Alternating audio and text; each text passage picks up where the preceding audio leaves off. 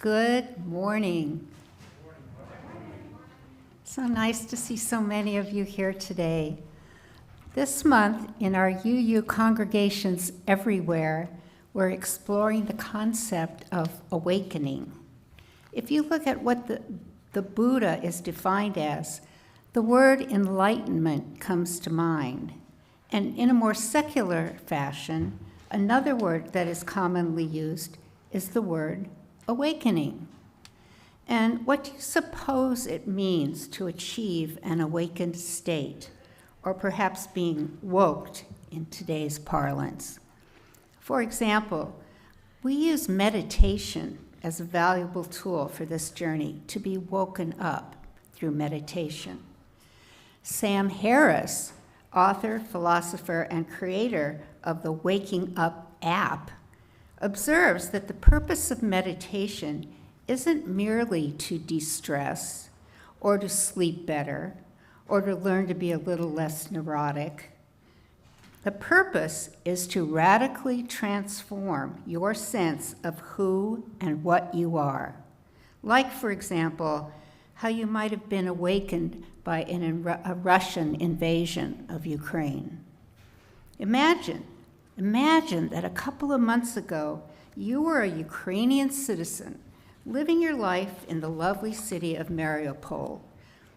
And you might have been, and like a real person there, you might be trying to figure out how you could pick up your little ones from daycare on time while rushing from your dentist appointment to try to squeeze in a last-minute Pilates class and still have time to order a Grubhub-like dinner before your husband arrives home from his demanding job at the office.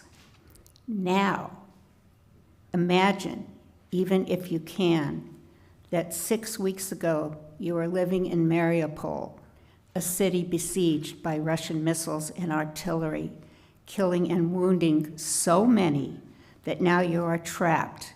You are trapped without shelter, food, water, electricity, internet service, and no route to escape.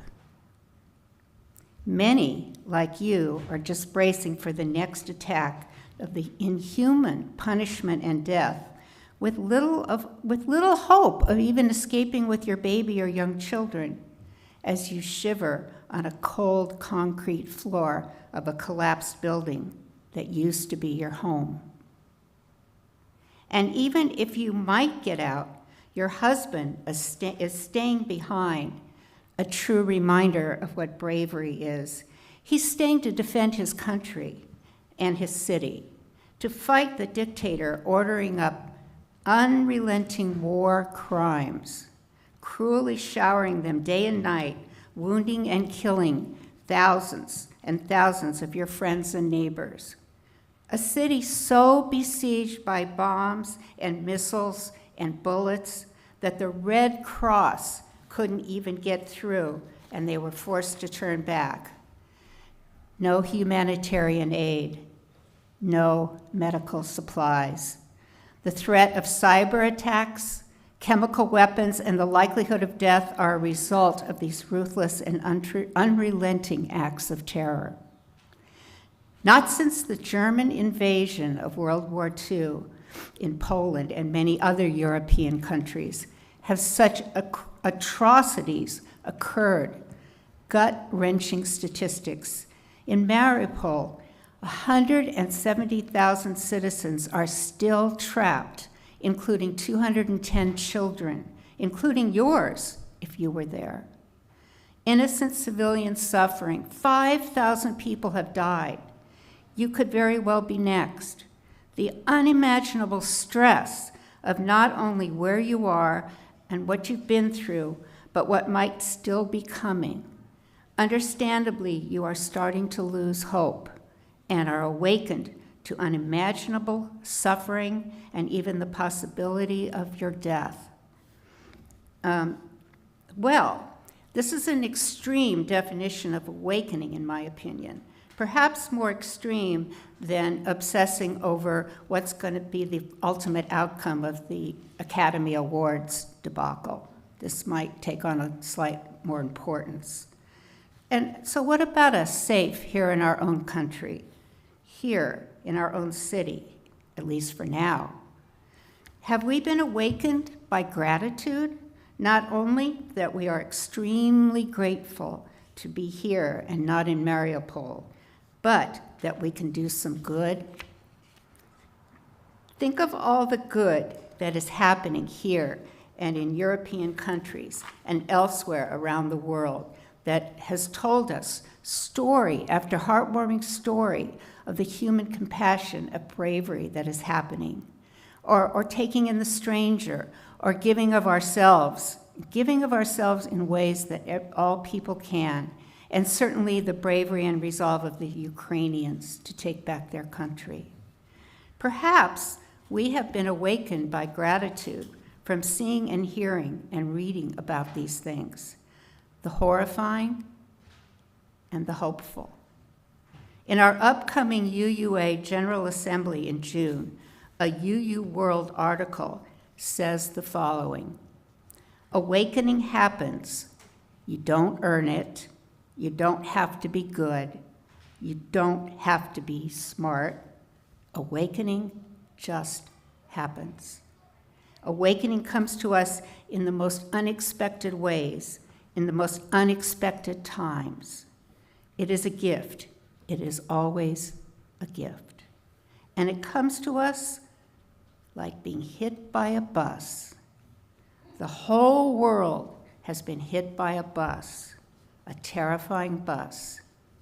Let us think about what good has come and what good will continue to come as we do what we can, and then a little bit more.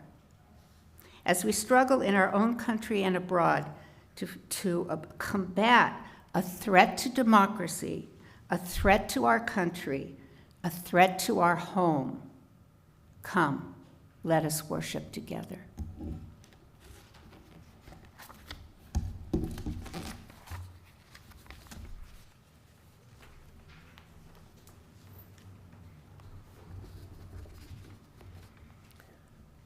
I light the chalice this morning with words from Ralph Waldo Emerson's essay on self-reliance.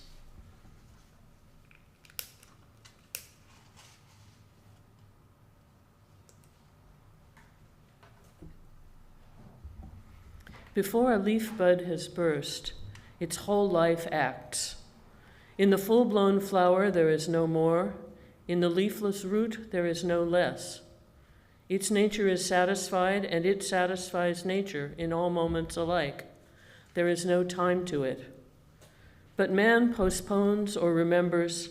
He does not live in the present, but with reverted eye laments the past, or heedless of the riches that surround him, stands on tiptoe to foresee the future. He cannot be happy and strong until he, too, lives with nature in the present, above time.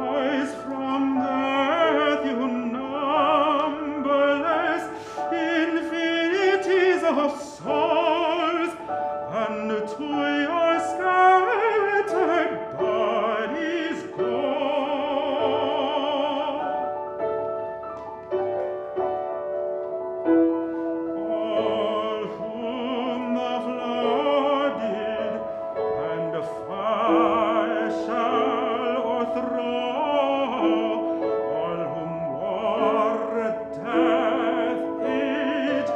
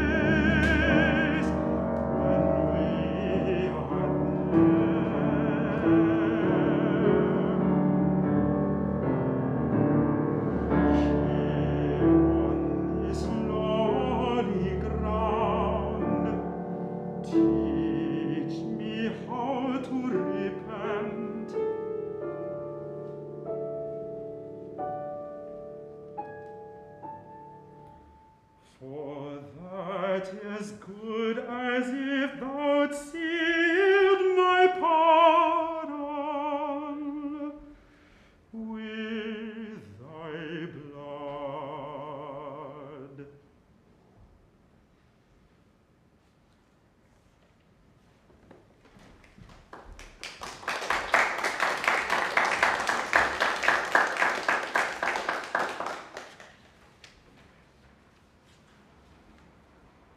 I just have to say that there are more and more of you we see each week. It's so good to have you with us. It's so heartening and so much easier to speak to people I can see out there. I'm really enjoying this. And I want to welcome you to the Unitarian Universalist Church of Santa Monica. I'm Natalie Kahn, your worship associate today. We're delighted to have you all present with us in the sanctuary and for all of you who have come to connect with us in our online sanctuary. Wherever you are today, from communities across the LA Basin and around the United States and beyond, we are glad you are here. And welcome to all my masked, but I'm sure still smiling friends who are with us today, and I'll have more on that later. If you're new to our community, please know that while our building is still in the process of reopening for larger church services and events, we are still here meeting frequently online, and there are many ways to learn more about us and to become involved. We offer programs to serve the needs of our congregation and to be of service to the larger world, including broad religious education and personal development for people of all ages. So today, for example, I think there's going to be a scavenger hunt for the children after the service, or maybe during the service. It's already on. And it's already on. So there's an example right there. We also join with other social justice advocates in community activism that contribute to the justice and harmony of our world. Unitarian Universalism is not defined by creed or by dogma, but it is guided by principles that affirm the worth and dignity of every person and encourage an individual to search for truth and meaning. We honor the wonder of existence and believe that we are all connected to each other and to the interdependent web of life. Our beliefs are drawn from scripture and science, nature and philosophy, personal experience, and ancient tradition. We are an open, affirming, and welcoming congregation, diverse in backgrounds, identities, and spiritualities and philosophies of life. We are also a dedicated peace site. We are united in our desire to create an inclusive, beloved community, to live the principles of our faith, and to serve the wider world. An important step on that journey is our acknowledgement that our church and the homes of most of our members are on the traditional, ancestral, and unceded lands of the Tongva people, who continue to live here and who have cared for these lands for thousands of years. We recognize and mourn the often deadly harm inflicted on the indigenous people of this country. We lift up their grace, resilience, and their relationship with these sacred lands. We have quite a few announcements this morning. First, and once again, we are happy to announce that the Santa Monica Sanctuary is open again to members and friends for Sunday services, and church buildings are open again for small to medium-sized events. Please call the church to reserve a space. We ask you to be vaccinated and have a mask on when you come to church, but reservations are not required to attend Sunday services. It's great to see people here and share time together after the service in our courtyard. No coffee or food will be served as of yet, but there is plenty of conversation. Next, April Fool's Day was 2 days ago. But anyway, all you have to do is believe what some world leaders are saying to realize that any day can be April Fool's Day. Or, as Mark Twain would say, it's no wonder that truth is stranger than fiction. Fiction has to make sense, right? But there are two very important events beginning today. First is the first day of Ramadan and our topic for next week's service. And the second, and this might have come under joys and sorrows, but I couldn't wait to mention it here, that Reverend Jeremiah has not joined us today. He is away celebrating his birthday. Next week, you can ask him what he did to celebrate and also what age he turned. No guarantees he'll share either of those with you. However, I'll just tell you, this birthday, it's a big one. Happy birthday, Jeremiah. One important task of our developmental ministry has been modernizing and refreshing our congregation's bylaws. A team of congregation leaders chaired by past President Patricia Wright has been working diligently with our developmental minister for the past year to study UUA recommendations and the best practices for similar-sized UU congregations to draft refreshed bylaws. The Bylaws Refresh Task Force is happy to announce that they have completed the first draft of proposed bylaws to be considered for the adoption at the annual meeting in June. We would like to share the draft proposal with the congregation at 2 Bylaws Refresh town halls. We will provide information on the process we followed, the changes we're recommending, and we want to hear from you before we finalize such a proposal. Please plan to join us on Wednesday, April 13th from 6:30 to 8:30 p.m. for our first town hall's bylaws town hall, or in person at the church on Sunday, May 1st from noon until 3. You'll have a chance to ask questions and provide feedback for the task force to consider. We will share a Zoom link as the first date nears. We hope to see you there. And these announcements are also in the UU newsletter and other sources that you're receiving on email. Now, for Flowers on the Chancel. We are renewing our Chancel Flowers Ministry. If you are interested in organizing or bringing flowers to our Sunday service, contact Amy Brunel or Shayla Metzger. Lots of beautiful choices now that spring is here.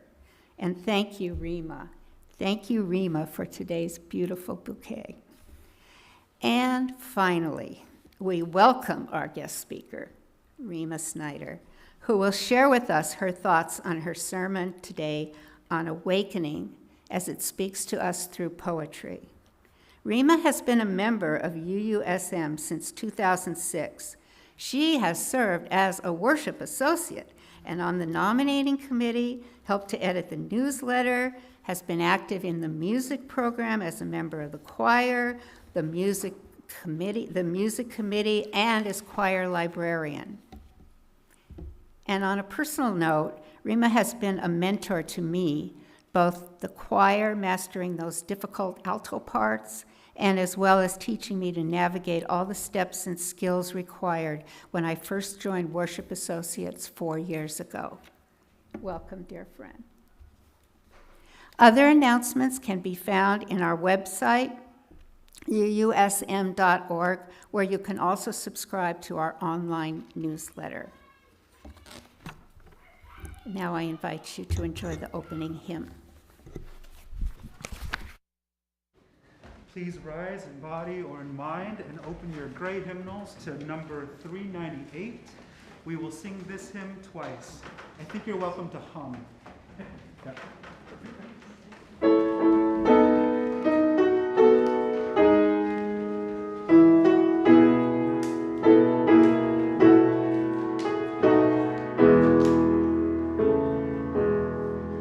To sing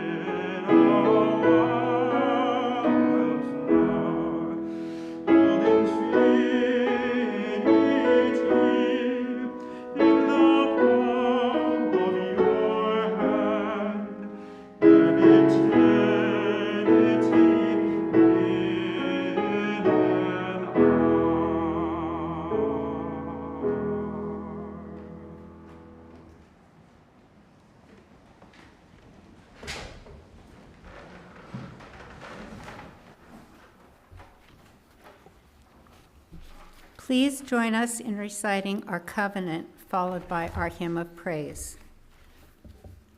Love is the doctrine of this church.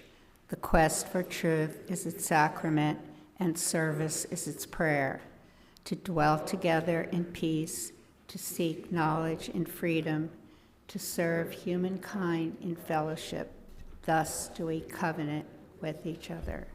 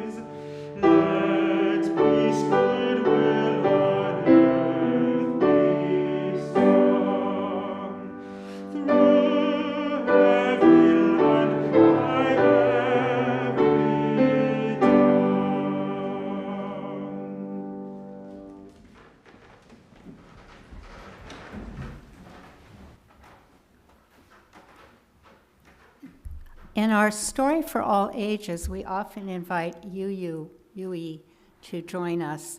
Not always, but today, since this is a Dr. Seuss poem, I thought that UE would enjoy being with all of you.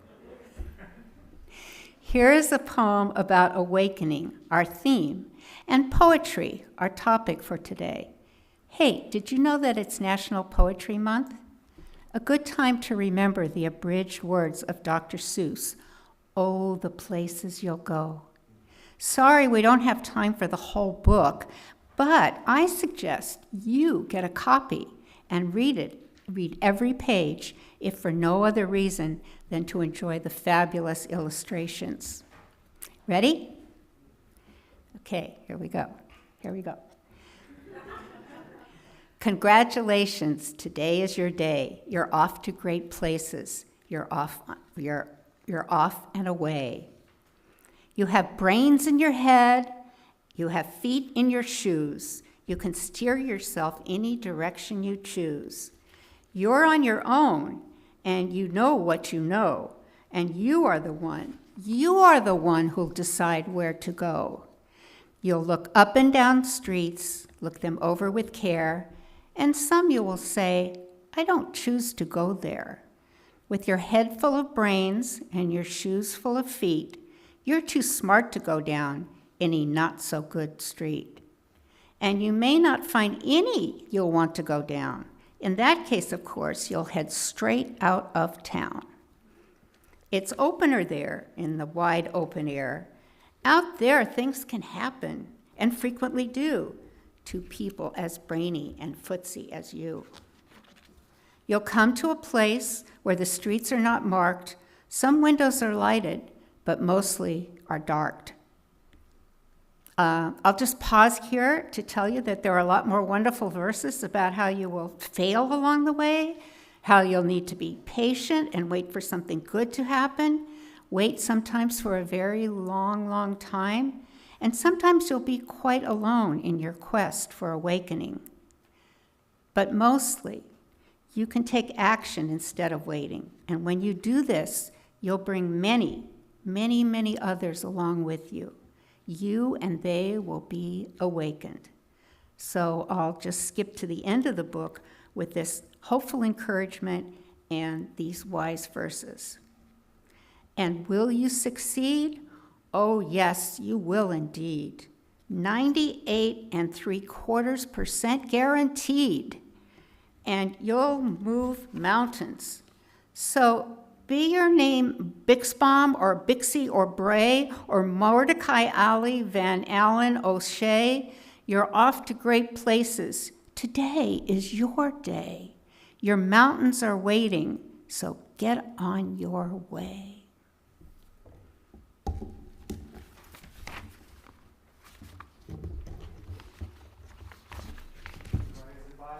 And open your teal hymnals to hymn number 1071.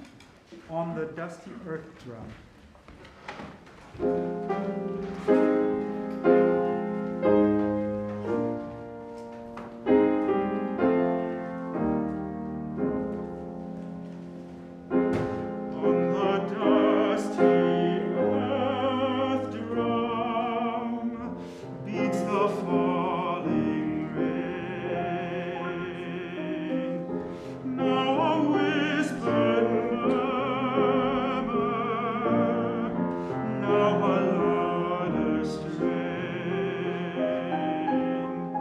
Slender silvery drumsticks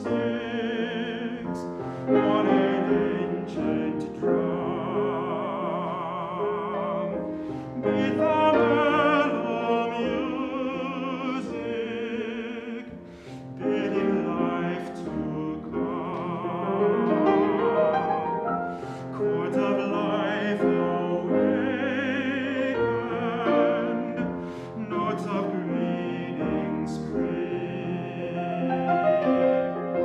rise and fall triumphant over everything. Slender silvery drumsticks beat the long tattoo.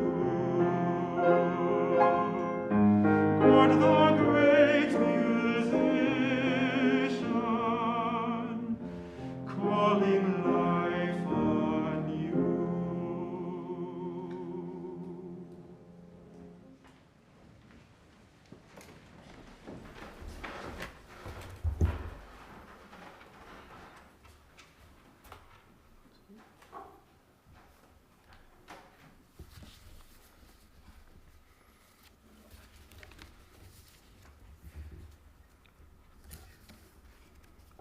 Good morning.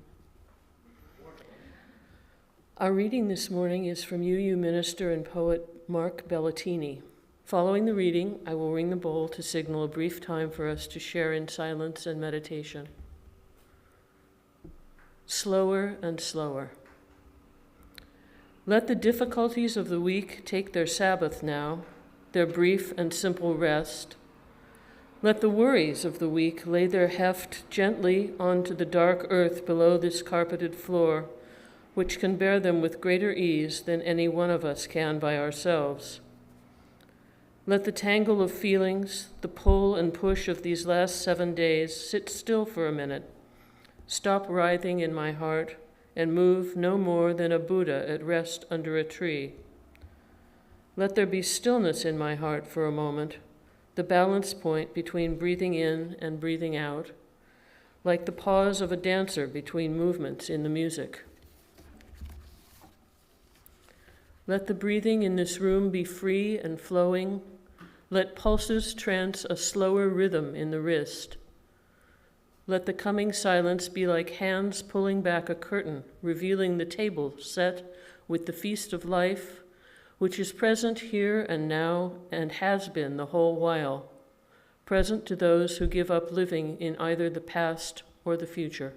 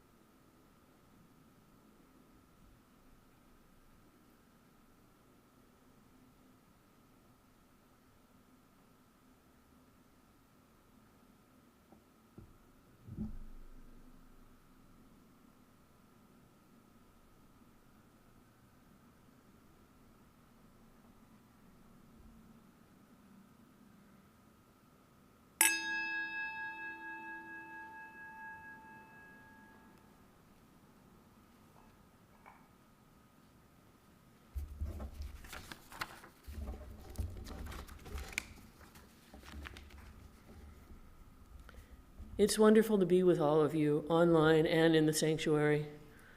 I'm glad to wish you the joy of spring and happy National Poetry Month. I want to begin my time with you this morning by sharing a Mary Oliver poem entitled Morning Poem. Every morning, the world is created. Under the orange sticks of the sun, the heaped ashes of the night turn into leaves again and fasten themselves to the high branches, and the ponds appear like black cloth on which are painted islands of summer lilies.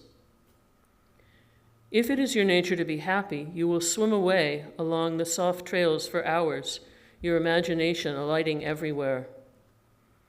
And if your spirit carries within it the thorn that is heavier than lead, if it's all you can do to keep on trudging, there is still somewhere deep within you a beast shouting that the earth is exactly what it wanted. Each pond with its blazing lilies is a prayer heard and answered lavishly every morning, whether or not you have ever dared to be happy, whether or not you have ever learned to pray. Poetry can awaken us to a vision of the world that is different than that of the everyday. Oliver's image of the world being created fresh every morning brings with it a sense of magic that she says is available to us all, whether we are disposed to joy or melancholy. It is certainly true that her words have helped me in difficult times to rediscover a joy in life that can be elusive. The topic for this month is awakening, which can be considered on many levels. There's the literal awakening that begins each day, and there's the awakening to a different state of consciousness that can happen in response to something that speaks to our deepest selves. In John Fuller's rich and complex poem, Calling, the Muslim morning call to prayer awakens the listener into a transitional state of awareness. The poet says that the world itself calls us as if to reinterpret or reconfigure reality. The awakening here is mysterious and transitory, yet also profound. There, don't you hear it too? Something is calling, although the day is blank and gray. The eye fastened on nothing, the ear undistracted, and we with nothing to say, but still that sense of calling, of something seeking attention beyond our consciousness. That voice in voiceless things when they cease to be themselves, losing their choice and purpose, joining the indiscriminate otherness which surrounds us at our own times of withdrawal. It is then that the world calls us as if to reinterpret or to reconfigure. Whose is this voice? A God's? Surely not. It seems to be the voice of duty that speaks of origins and of relationships between things grown apart. And I remember the muezzin singing every morning raptly, as if for himself, singing in the dark hour at a distance over all, and yet outside our door. His practiced lilt spoke more of the puzzles of night than of the determinations of morning, as though the light had still to be charmed into being, and each day a reward. The voice is much like his, a commanding meditation rising from the blankness of a sleeping senselessness, thoughtful, improbable, but stirring us to beauty. And like his, the voice links us for a while in its reiterations, then ends abruptly, as if distracted by something else of no great importance. Here, as in Oliver's morning poem, the day is created anew, the light is charmed into being, and we are transported from darkness into beauty. Awakening to new life in the spring is a recurring theme in poetry and can be taken as both literal and metaphorical. In the first stanza of Gerard Manley Hopkins' poem Spring, there's the simple joy in the burgeoning of new life. Nothing is so beautiful as spring, when weeds in wheels shoot long and lovely and lush. Thrush's eggs look little low heavens, and thrush, through the echoing timber, does so rinse and ring the ear, it strikes like lightnings to hear him sing. In another of my favorite Mary Oliver poems, Such Singing in the Wild Branches, we hear again the song of the thrush, But this time it awakens us to a mystical experience where time is suspended and the poet is joined with the universal. It was spring, and I finally heard him among the first leaves. Then I saw him, clutching the limb in an island of shade with his red-brown feathers all trim and neat for the new year. First I stood still and thought of nothing. Then I began to listen. Then I was filled with gladness, and that's when it happened, when I seemed to float, to be myself a wing or a tree, and I began to understand what the bird was saying. And the sands in the glass stopped for a pure white moment, while gravity sprinkled upward like rain rising. And in fact, it became difficult to tell just what it was that was singing. It was the thrush for sure, but it seemed not a single thrush, but himself and all his brothers and also the trees around them, as well as the gliding long-tailed clouds in the perfectly blue sky. All of them were singing, and of course, yes, so it seemed, so was I. Here the song of a single bird is transformed into the song of creation itself, and time is suspended for a magical instant. The experience is that of awakening to a transcendent reality, a perception of a higher order of being. The idea of the music of creation is echoed in various mythologies, including that of the indigenous Australian Aborigines, whose gods literally sang the land into being. The music of the spheres is a concept developed by the Greek philosopher Pythagoras that describes a harmony made by the celestial bodies of the heavens. The idea of stars singing appears in this next poem, The Silence of the Stars, by David Wagoner, which depicts white South African author and explorer Lawrence Vanderpost's conversations with the Bushmen of the Kalahari Desert.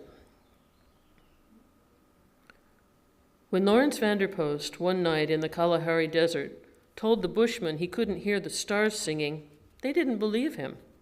They looked at him, half smiling. They examined his face to see whether he was joking or deceiving them.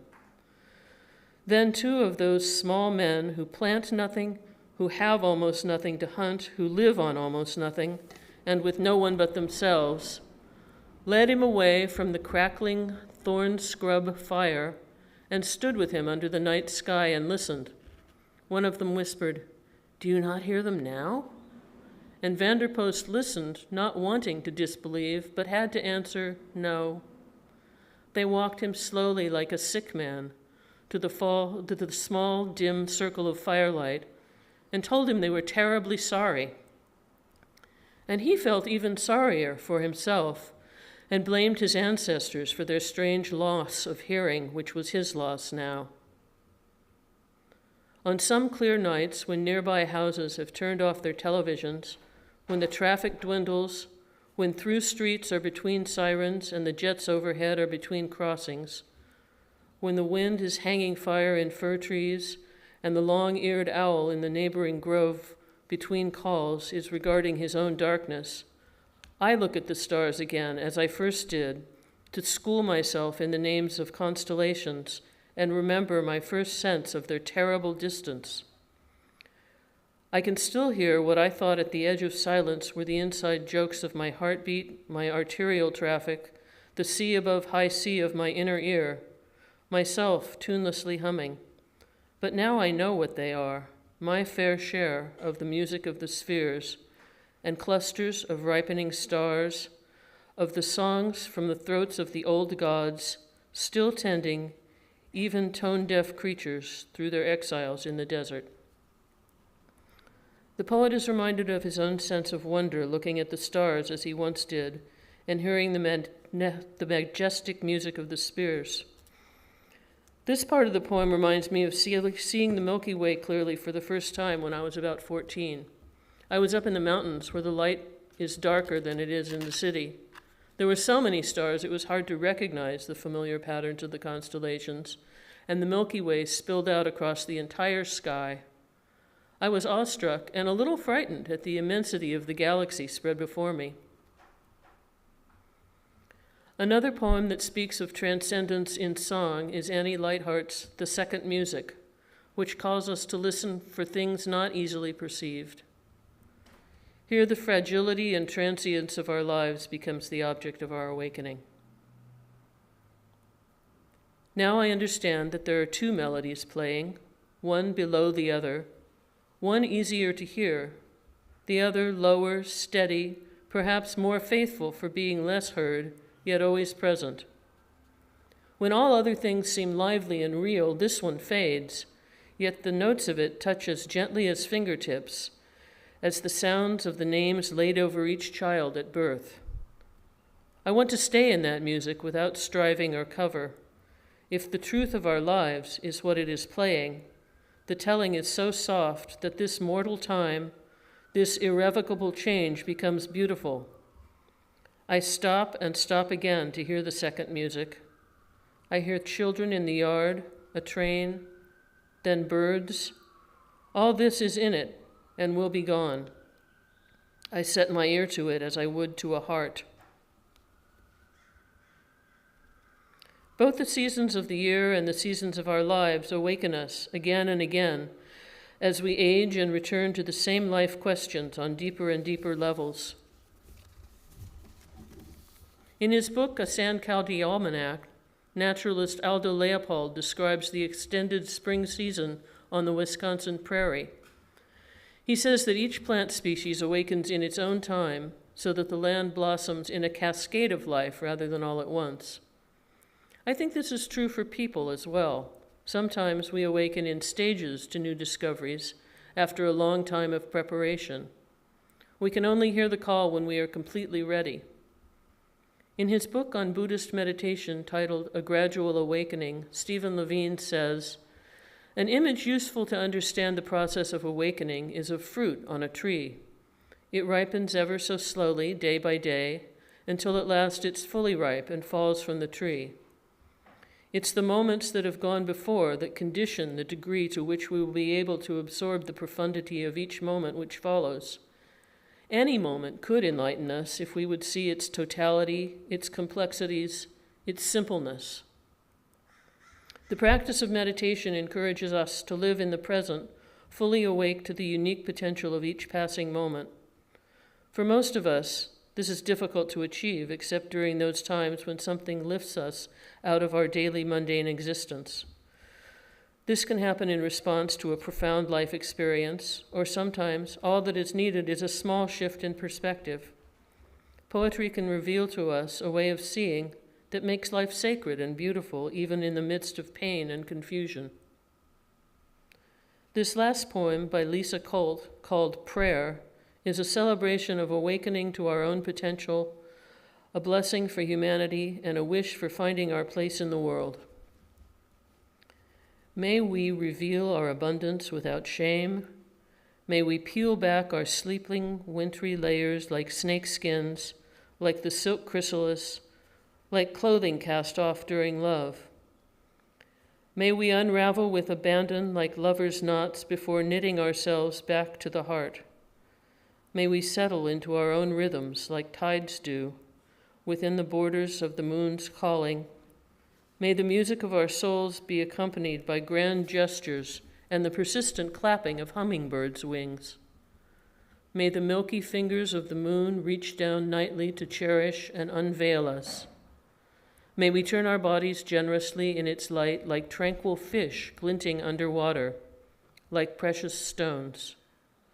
When we open our mouths to sing, may the seasons pause in their long journey to listen and applaud. Thank you.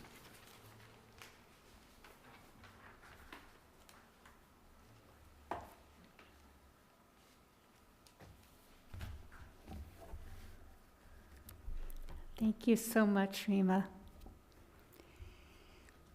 We come together for more than ourselves. Our practice here at UUSM is to dedicate half our non-pledge offerings to organizations doing work in the world that advances our Unitarian Universalist principles. The other 50% of the offering is used to support the life of our church. This month, half of our Sunday offering will be the Planned Parenthood Federation of America, Incorporated. Your donations will help Planned Parenthood continue its work in delivering vital reproductive health care, sex education, and information to millions of people worldwide. Our denomination, the Unitarian Universalist Association, has long promoted rights to productive health care. Since 1963, 10 years before abortions were legal in this country and before most other religious organizations, UUs have supported the rights of women and their freedom to make faithful choices about their bodies and families. Our faith affirms the inherent worth and dignity of every person, the rights of individual conscience in decision-making and respect for human life. Building on 2 decades of statements, the 1987 Right to Choose General Resolution was approved by delegates of the General Assembly development and use of the all-ages curriculum. Our Whole Lives, OWL, is part of this work too. And last September, the UUA Press Office issued the statement on our behalf. Outraged by Texas abortion laws, UUs remain committed to reproductive justice. There are many ways to give. Through our website, UUSM.org, or by clicking the Make a Donation button, or by scanning the QR code on your screen with your smartphone.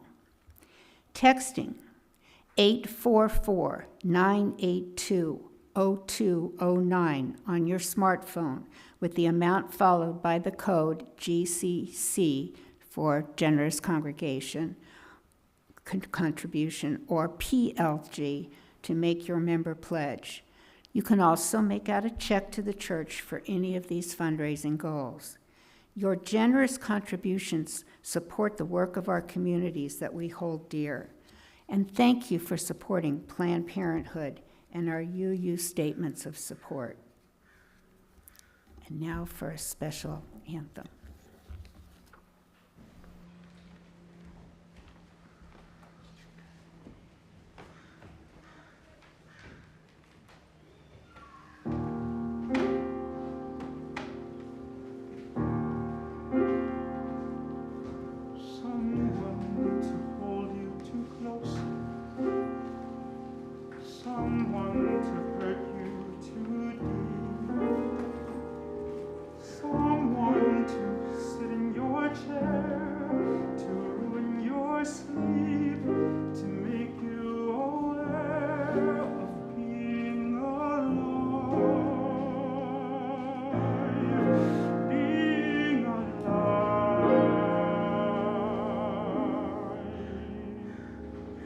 Someone to need you too much,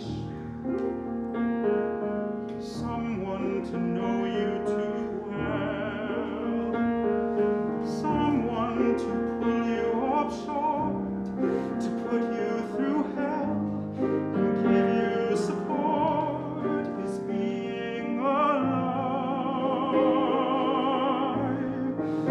being alive. Being alive.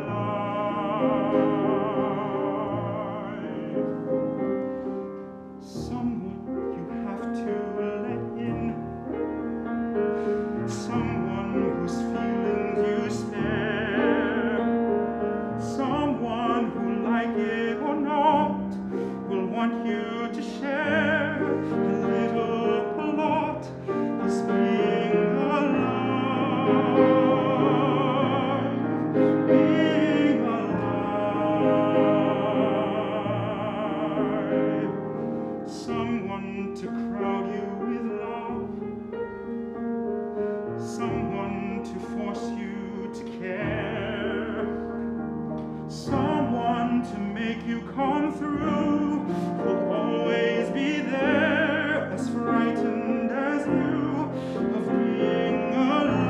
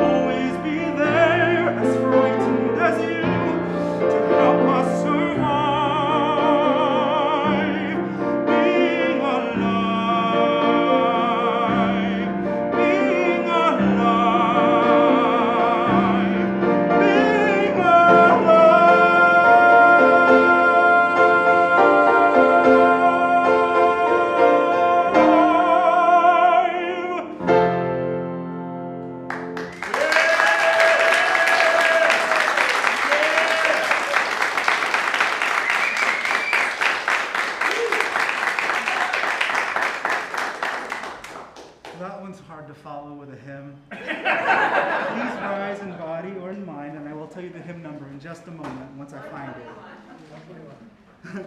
We're opening our gray hymnals to 121, We'll Build a Land, and we're singing verses 1, 2, and 4.